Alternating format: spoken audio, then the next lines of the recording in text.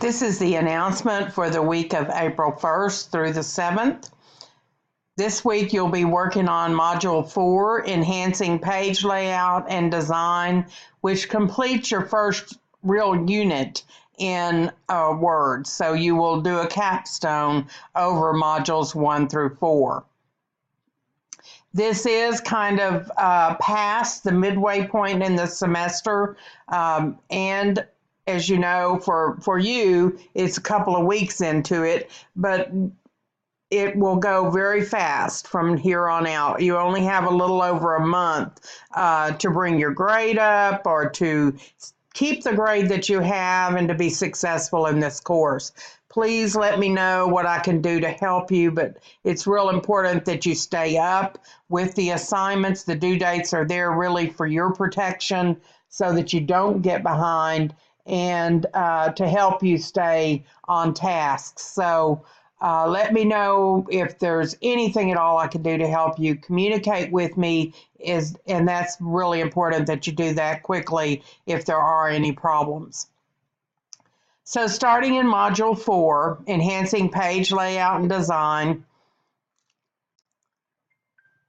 in this chapter, on the overview page, and it's important you read this page. I tell you that every week, but it is important because it gives you an idea of what you'll be learning this week and what the assignments are. In this module, you'll learn to format using columns and continuous section breaks. Continuous section breaks are a way for you to add a section break like in the middle of the page and change to 3 columns instead of 1 column on the page. So you can change formatting.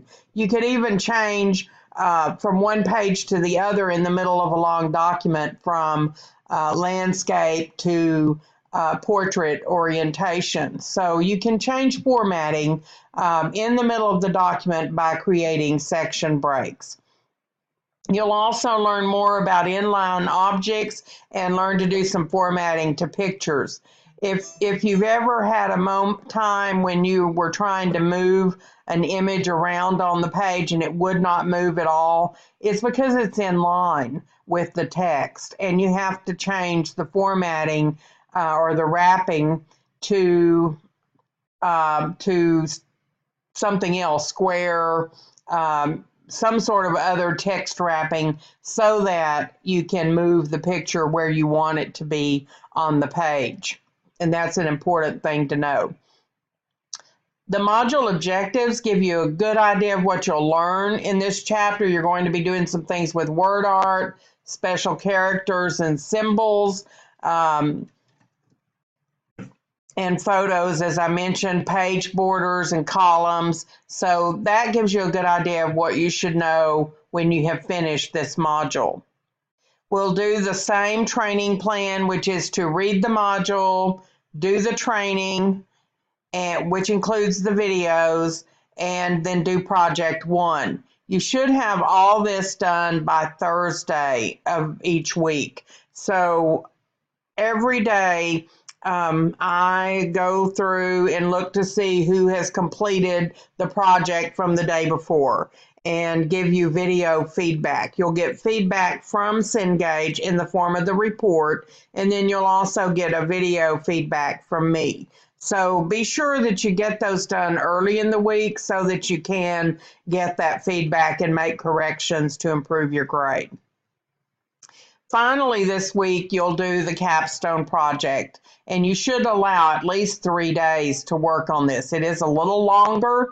It counts more than your other projects, so it is an important part of the course. It's kind of an exam over the first unit. Here's where you access the reading, although you can access reading of the textbook on any of these. Here's where you access the training, and keep in mind you can always come back to the training and watch a video if you need to when you get started on a project.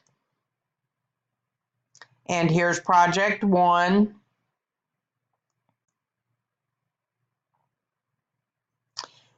For the capstone, I would like for you to read through all the instructions before beginning and then come back to this discussion and ask one question. If you don't have any questions, then you need to give a tip if you don't think you have any questions over the capstone at all after reading the instructions. It is important, though, that you post a question to this graded discussion. And finally, here's the capstone. I'm going to open it just because I want to kind of go over a couple of things on it.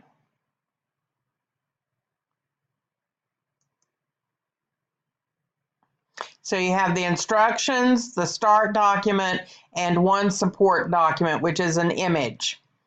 So you need to download all of those. I'm just going to download the instructions.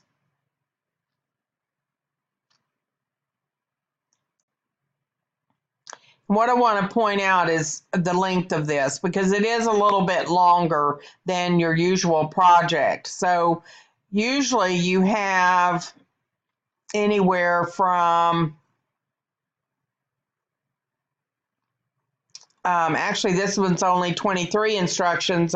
Some of them are as many as 30 and 31 instructions. So I just looked at one that was 31 instructions. So go through all the instructions carefully, read them first, post to the discussion board a question or a tip, and then get started on this. By Friday, you should be started on this. Here's the final figure and what it should look like. Notice the coloring on the title. That's very important. There are several steps that you follow that get you to that coloring. Notice the period at the end of the comment. That is a common error. So you want to be sure and end any comment with a period. This page ends with this short table. If this table is across all three columns, then you've done something wrong. So be sure you watch that. You learn how to do a drop cap here, which is this S. You also learn about formatting certain things and using Painter to paint it on others. Notice the formatting here. Notice the image placement. Be very careful where your cursor is before you insert these images. Otherwise, they will not be inserted where they should be, and you'll get them wrong. Even if it looks like they're right, there may be a paragraph mark if you turn on Show Hide. So it's important to look at that as well. And notice that the footnotes have a period at the end of them. And there's only 2 pages. So if you end up with a 3rd page, then something is wrong. So be sure that you look at this final example before you turn yours in or submit yours. Let me know if you have any questions this week. I look forward to hearing from you. Have a great week.